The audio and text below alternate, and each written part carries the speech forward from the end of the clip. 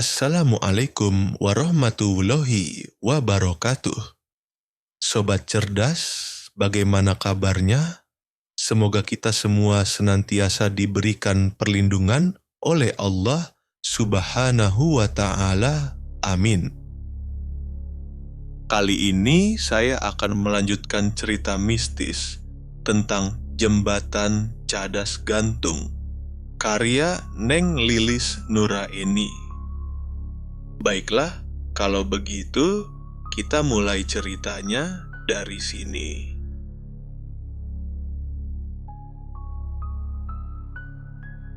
Gerimis sudah benar-benar berhenti. Orang yang tadi tak sadarkan diri berangsur siuman.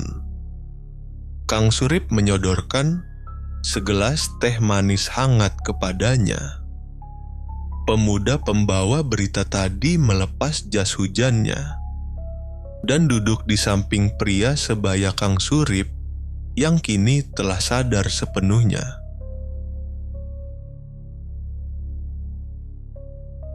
Ngomong-ngomong, kenapa Akang sampai tak sadarkan diri? Akang dibegal? Kang Surip mencoba melepas rasa penasarannya. Pria itu menggelengkan kepala lemah. Lalu kenapa?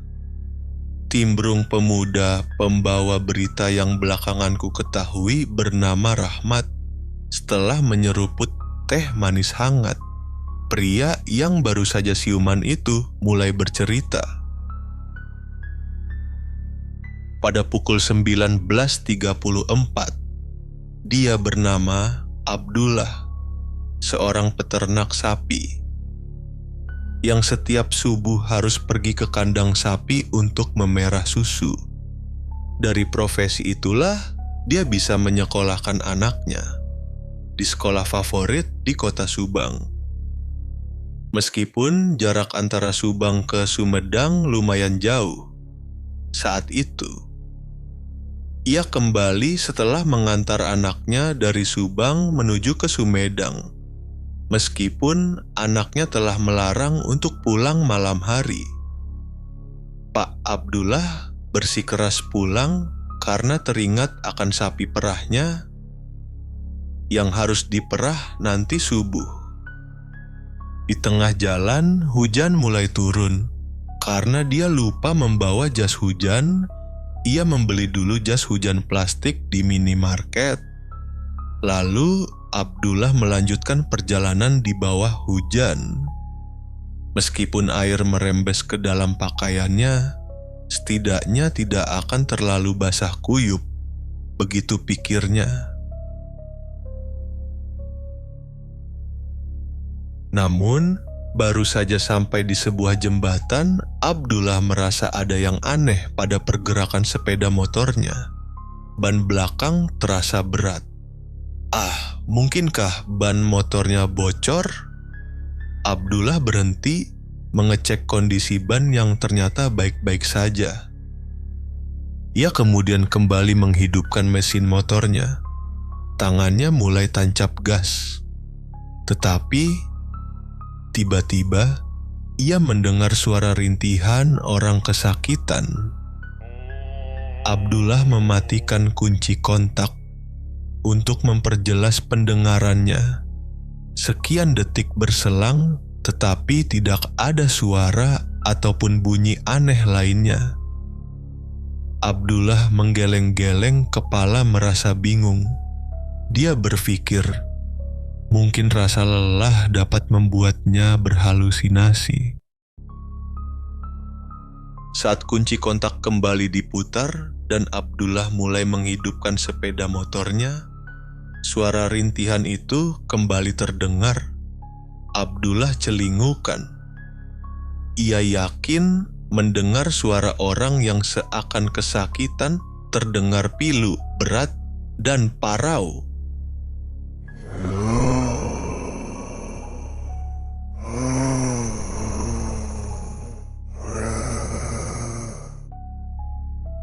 Abdullah bergeming.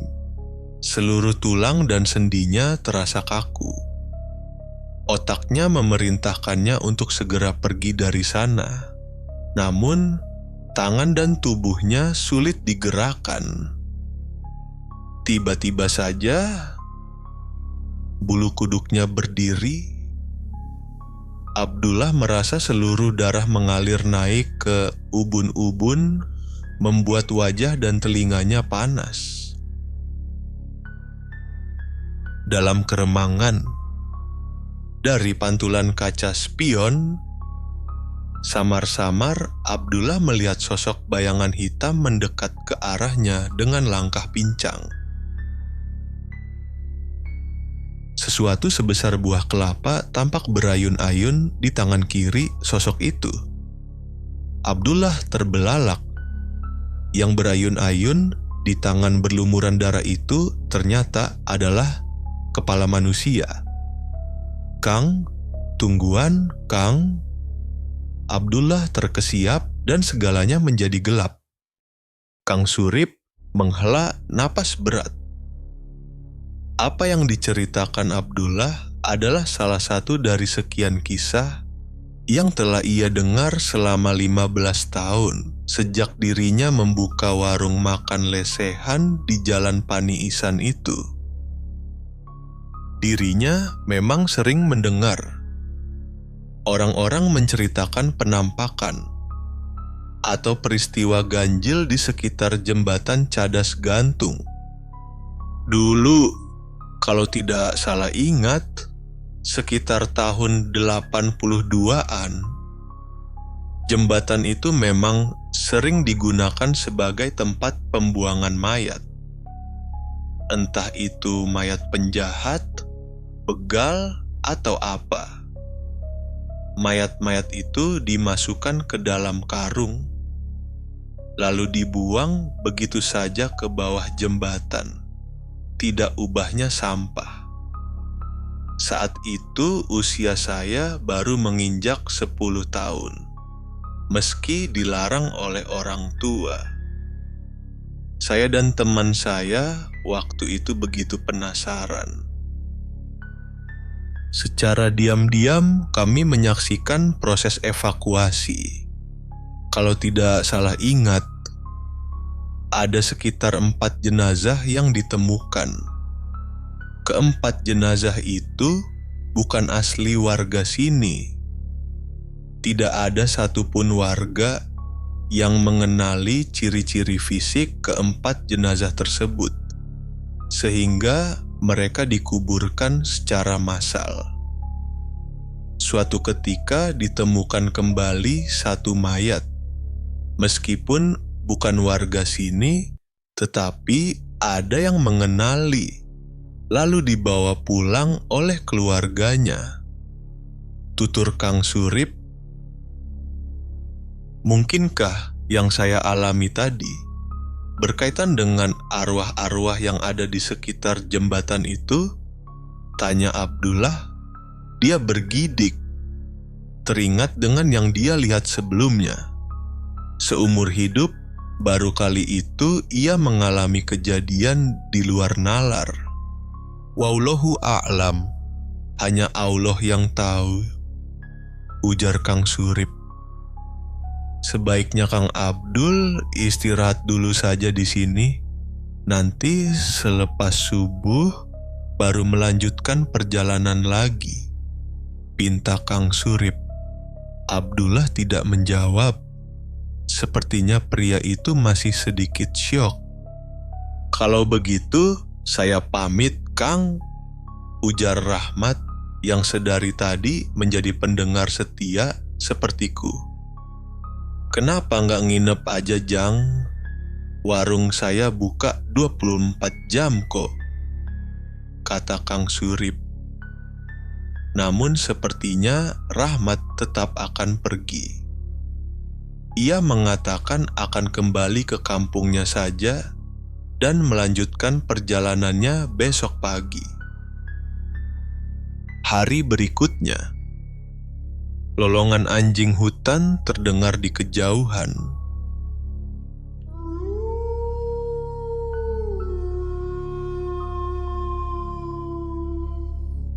Suara dengkur Kang Surip sedikit mengobati rasa takut. Setidaknya ada suara orang hidup yang kudengar.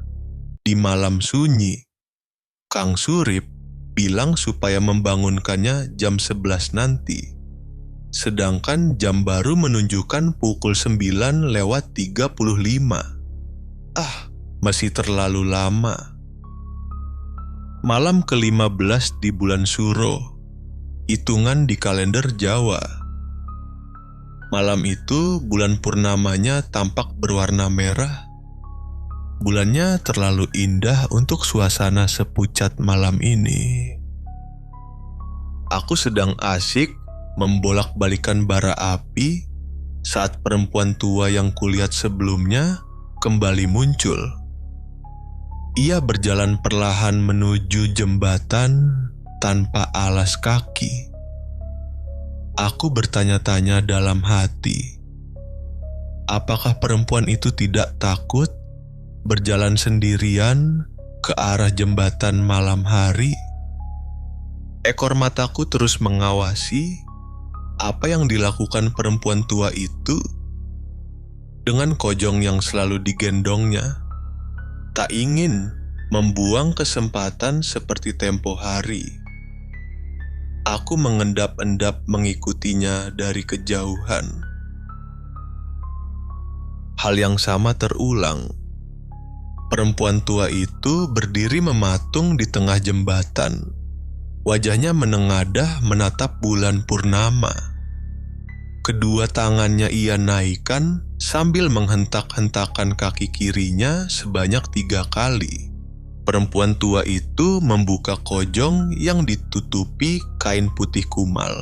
Lalu ia mengangkat benda itu ke arah bulan purnama. Aku tercekat, mataku terbelalak. Ya Tuhan, buah kelapa. Oh tidak, itu kepala manusia. Mataku berkunang-kunang, lalu gelap. Baiklah, cerita jembatan cadas gantung berakhir sampai di sini ya sobat.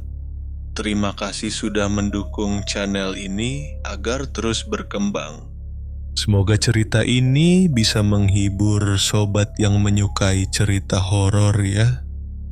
Kita bertemu kembali di cerita selanjutnya. Bagi sobat cerdas yang memiliki kisah mistis atau pengalaman mistis dan ingin membagikannya dalam sebuah cerita, silakan kirimkan melalui email di kotak deskripsi. Wassalamualaikum warahmatullahi wabarakatuh.